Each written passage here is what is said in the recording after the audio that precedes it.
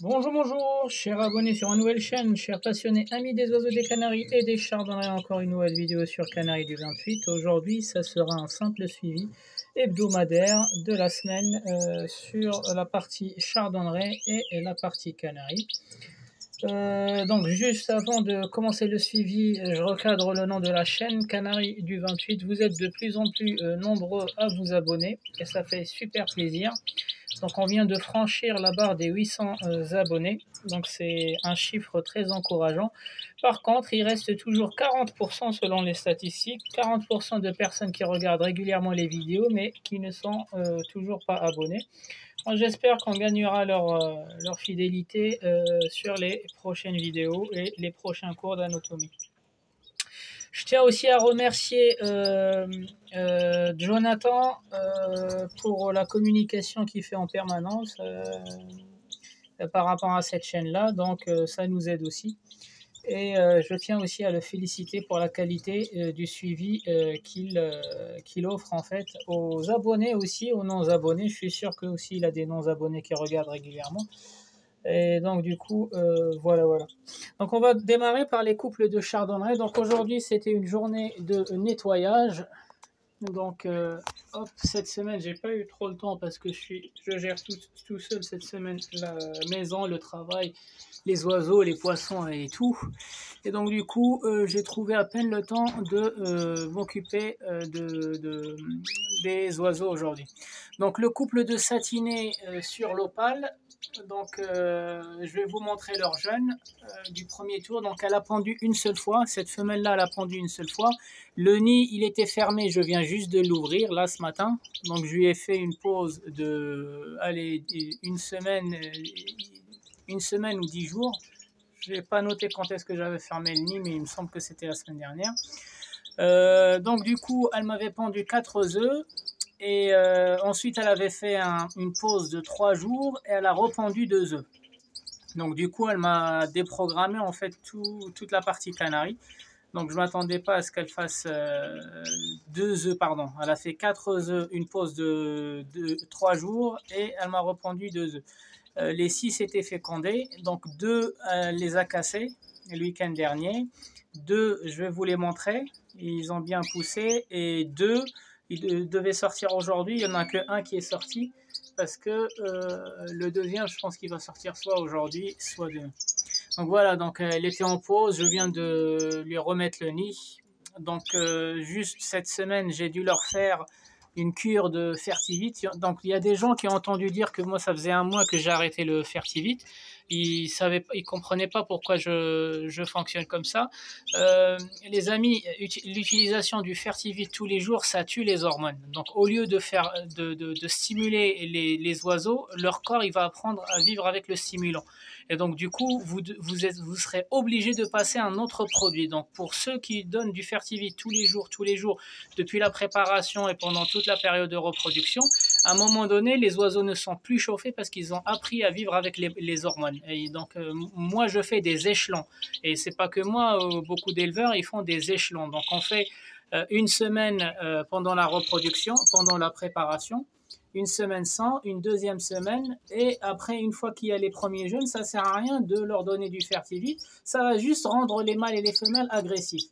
Donc il faut leur donner le Fertivite 48 heures, même une semaine avant le tour, c'est-à-dire le premier tour ou le deuxième tour, ou ceux qui font le dernier tour. Et c'est comme ça que les hormones vont être optimisé par rapport à l'administration du site. Et quand je parle du Fertivite, il y a ceux qui donnent le Necton, il y a ceux qui donnent d'autres produits. Et donc, il y a deux choses à éviter quand on utilise les stimulants. Il faut éviter de mélanger deux produits. Le Necton avec le Fertivite, ça c'est absolument à éviter. Et il y a un autre truc à éviter, c'est leur donner en permanence. Depuis la préparation et pendant la période de reproduction, c'est une erreur que vous allez faire parce qu'ils seront plus chauds plus tard. Et pour les chauffer, vous êtes obligé de changer de produit ou de monter en dose et vous êtes en train de leur faire mal au foie. Donc voilà, juste pour répondre à ceux qui me posaient des questions pourquoi je ne donne pas le Fertivite. Le Fertivite, il a un programme d'administration. On ne peut pas leur donner le Fertivite en permanence. Donc c'est des échelons ou des cures. On dit c'est des cures de Fertivite. Donc voilà, donc cette semaine, ils ont pris une cure de Fertivite, ce couple-là. Et j'ai ouvert ce matin le nid, j'ai nettoyé la cage, donc j'attends. Ici, c'est pareil. Non, le nid était ouvert. Celle-ci, elle m'avait pondu deux œufs, enfin un œuf cassé, un deuxième que j'ai jeté parce que je l'ai récupéré sur le sable et surtout qu'elle n'acceptait pas le mâle. Donc du coup, j'ai changé le mâle. Je lui ai mis le panaché parce que le panaché était chaud. Elle n'était pas encore prête. Elle hésite trop. Donc du coup, je lui ai mis un qui est expérimenté. Et ici, c'est l'inverse. La femelle, elle est très prête. Donc maintenant, elle est expérimentée. Elle a fait 2 pentes. Et le mâle, il est hésitant. Donc, du coup, j'ai mis le mâle avec une qui a de l'expérience et cette femelle avec un mâle qui a de l'expérience. Donc, ceux-là, je ne leur ai pas mis de fertivite. Le nid était ouvert. J'ai juste procédé au changement du mâle. Je lui ai remonté le panaché. Ici, j'ai pas mis de fertivite. C'est pareil. Je leur ai juste mis le bain parce que la femelle, comme elle venait de sortir du nid, je leur ai, le nid était fermé. Non, oui, le nid était fermé ici aussi. Donc je viens de l'ouvrir aujourd'hui. Donc du coup, j'ai ouvert ce nid-là, l'opale satiné et celui-ci. Les autres, ils étaient tous ouverts. Donc du coup, ici, on a dit fertivite.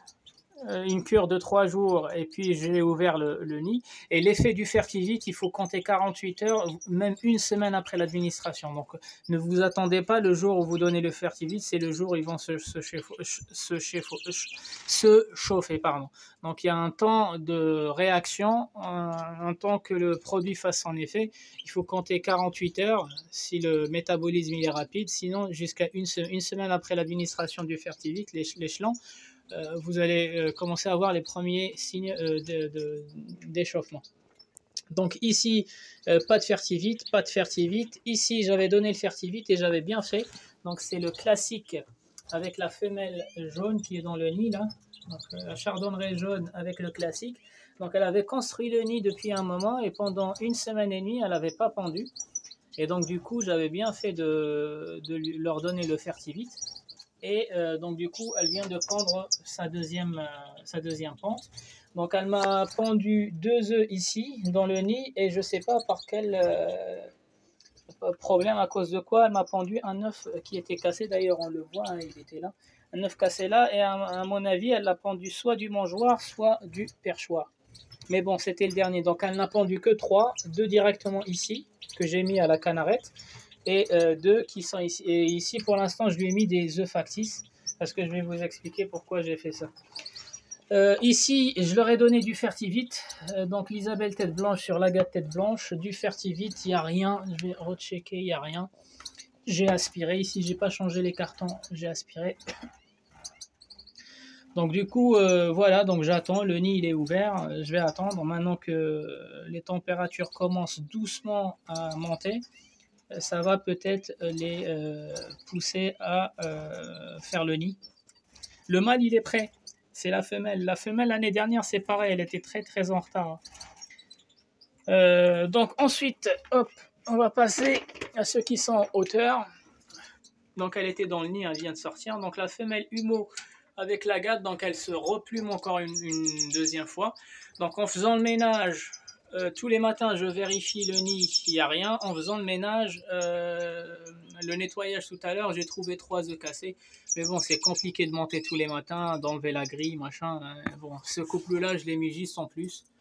Et puis, s'il n'y a rien, ils font rien, ils feront rien. Hein, mais bon, normalement, elle est de 2018. Elle a déjà l'habitude, mais bon, elle pond par terre.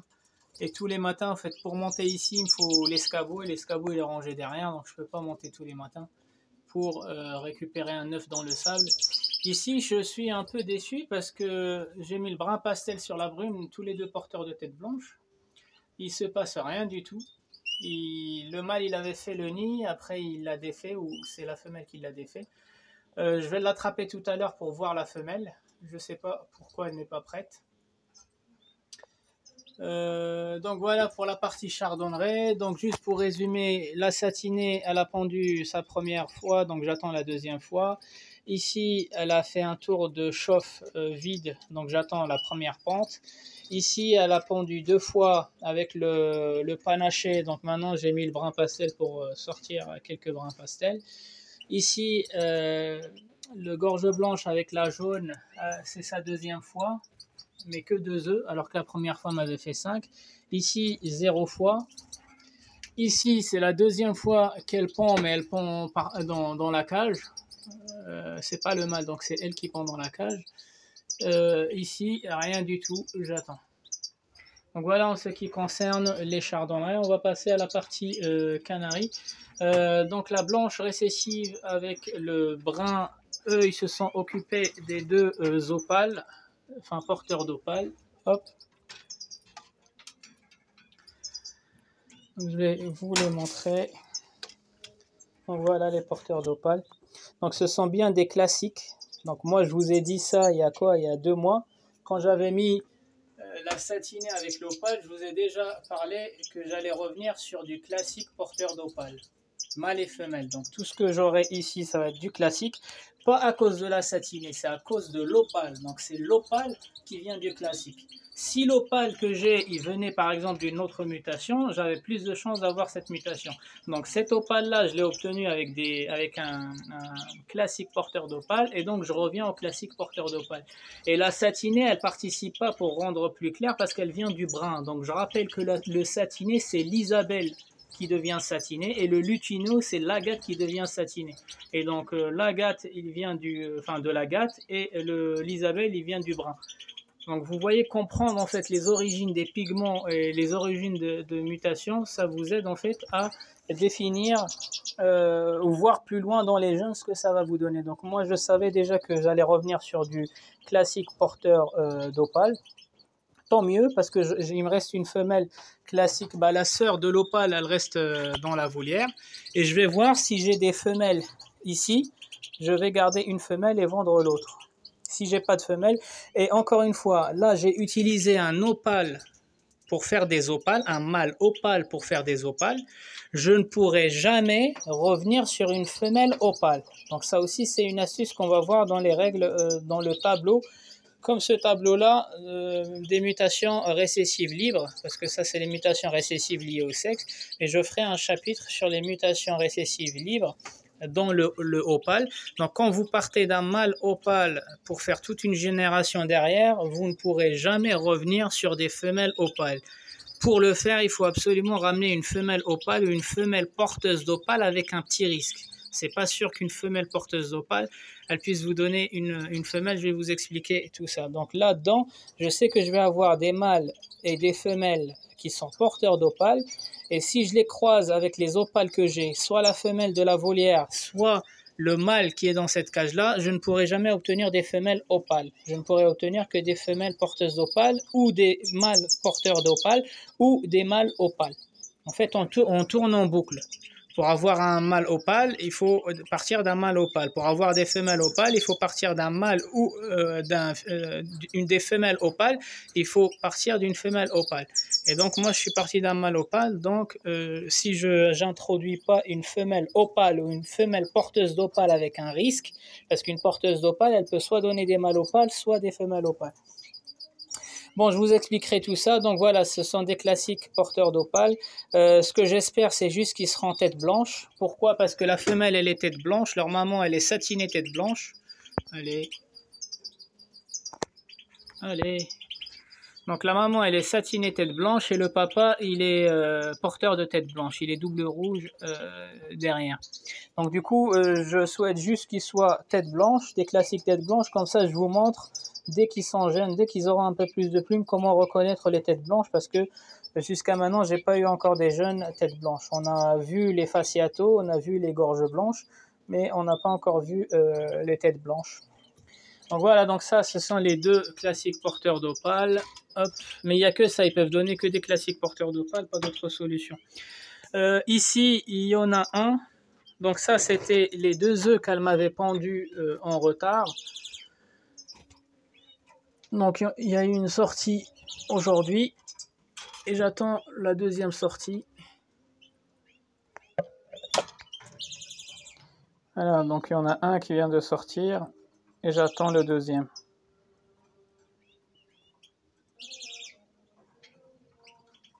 Il y a le jabot vide.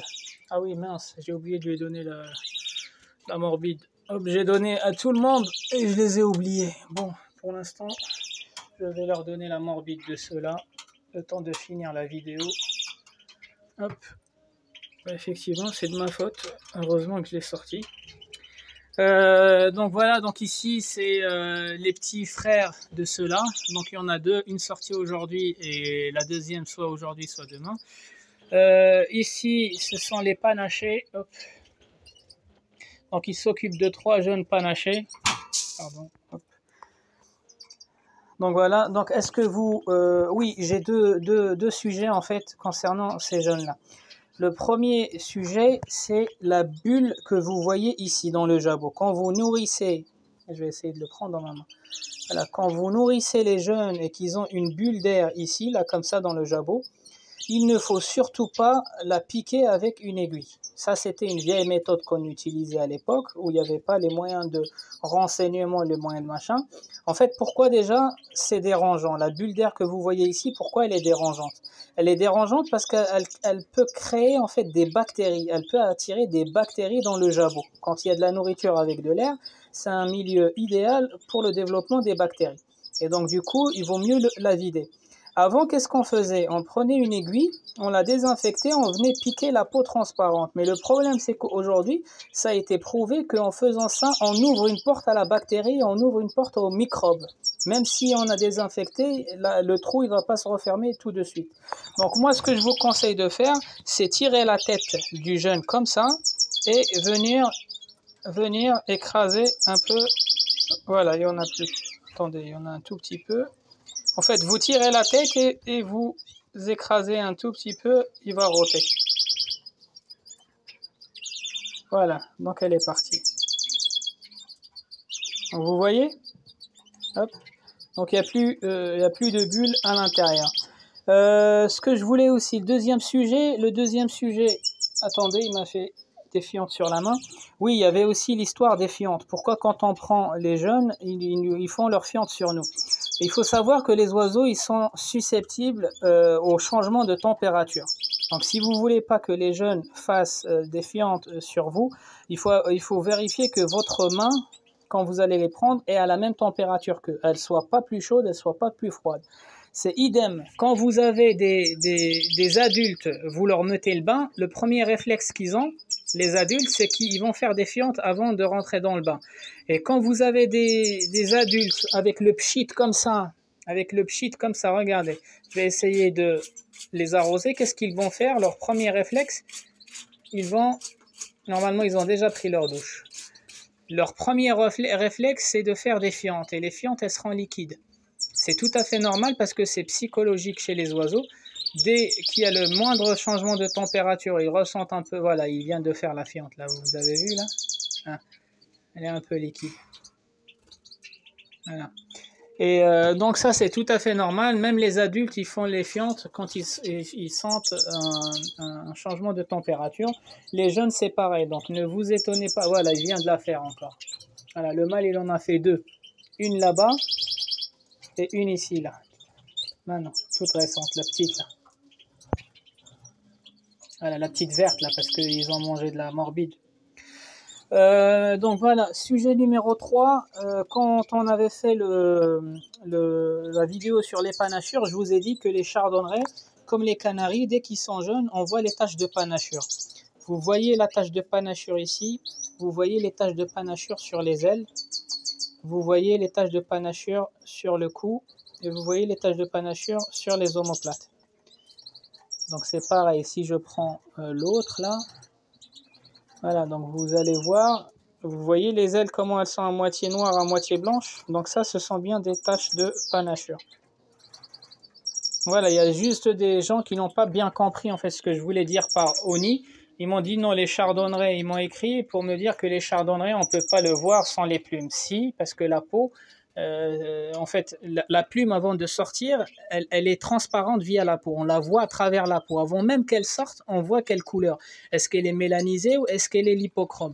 Et cette couleur de peau, en fait, c'est pas vraiment la peau. C'est la plume qui n'est pas encore sortie qui donne cette couleur sombre ou la couleur claire à la peau. Donc ici, c'est les 3 jeunes panachés. Ici, en fait, ici et ici, c'est passé un truc, c'est que Les deux là, ils avaient pendu en fait. Les deux femelles, elles avaient pendu. Sauf que je les ai maintenues le plus longtemps possible sur les œufs parce qu'ils se sont occupés des panachés et des opales. Je m'explique. En fait, cette femelle-là, elle a fait une incubation de 20 jours au lieu de 13 jours. Et celle-ci, elle a dû faire une incubation de 17 jours. Ils ont incubé sur ces œufs-là et ceux-là. Donc, cette femelle, elle a fait une incubation de 5-6 jours parce qu'elle est une bonne mère. Et celle-ci, elle a fait une incubation de 3-4 jours parce qu'elle est une bonne mère. Donc, juste avant l'éclosion, j'ai switché les œufs ici et ici parce que ces deux canarettes, elles sont des bonnes nourrices. Ces deux-là, elles ne sont pas des bonnes nourrices. Donc, je me suis servi de cette femelle comme femelle pour l'incubation. Et donc, du coup, une fois que je lui ai enlevé les œufs de Chardot, je lui ai mis des œufs de Canaries. Il y en avait des UP allemands. Et ce matin, elle s'est levée. C'est tout à fait normal. Il ne faut pas que vous soyez surpris. Les oiseaux, ils ont une horloge biologique qui va gérer la mue, qui va gérer la reproduction. C'est pour ça, évitez d'allumer et d'éteindre si vous êtes sur la lumière artificielle. Évitez d'allumer et d'éteindre aléatoirement. Essayez de suivre un programme d'extinction progressif. Pourquoi? Parce que ça va les déboussoler, ça va dérégler leur horloge biologique. Et cette horloge biologique, elle ne gère pas que la nuit, elle ne gère pas que la saison, elle gère aussi l'incubation. Donc elle s'est rendue compte que l'incubation qui devait durer 13 jours, 14 jours, a duré plus longtemps. Et donc du coup, elle s'est levée. Et les œufs, ils ont pris froid ce matin. Donc les œufs des UP allemands que j'ai tant attendus, ils ont pris froid, il faut que je les enlève. Et ici, c'est exactement pareil. Elles se sont levées le même jour. Aujourd'hui, ce matin, toutes les deux. Hier, elles étaient dans le nid. Et ce matin, toutes les deux, donc ici, c'est un arlequin, en fait, un œuf des arlequins et 4 œufs des UP allemands. Mais c'est tout à fait normal, j'ai joué et je ne vais pas dire que j'ai perdu parce que j'ai récupéré les Chardot de l'autre côté, mais j'ai perdu les UP allemands que j'attendais tant. Donc voilà, donc ici, elle a redémarré un tour. Donc je lui ai mis ses œufs que ce matin. Ici... Donc le récessif blanc avec la brune, il s'occupe toujours de 2 canaries et 2 chardonnerets agates, gorge blanche. Il y en a un qui est là, donc celle-ci elle s'occupe de ses œufs et les œufs de la chardonneret jaune. Et ce que je voulais vous dire, que la chardonneret jaune, elle m'a toujours donné des petits, pourtant c'est une major, elle m'a toujours donné des petits chardonnerets. Vous voyez les œufs, comment ils sont petits par rapport à ceux du canari? Il y en a 2 à la chardonneret jaune, ils sont vraiment extrêmement petits. Et les jeunes, c'est pareil, vous avez déjà vu les jeunes dans un suivi de cette année. 4 jeunes, ils étaient vraiment trop petits. Ici, ça se passe bien, j'attends juste que les températures montent dans le garage pour pouvoir les mettre dans le garage. Voilà, ils se piquent un peu, le panaché Faciato là-bas, il fait la misère à tout le monde, il déprime tout le monde, mais c'est tout à fait normal. Et quand ils sont serrés dans une petite cage comme ça, ils vont se chercher les uns les autres.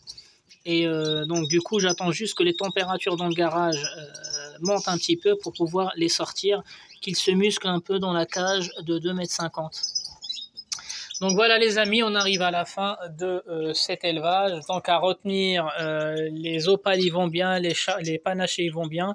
Une sortie d'opale aujourd'hui, j'attends le deuxième. Ici je viens de perdre, même si elle est revenue, toute la matinée elle n'était pas dedans, donc je vais leur enlever les œufs. Ici c'est pareil, j'ai perdu 2. Ici je lui mets ses œufs ce matin et tout en bas les œufs de la chardonneret et de la canarie. On verra s'ils sont fécondés ou pas. Donc voilà les amis, c'était Canari du 28. Merci aux anciens abonnés qui sont toujours fidèles. Merci aux nouveaux, je leur souhaite la bienvenue. Et je remercie mon ami Jonathan. Ciao, ciao, bon week-end.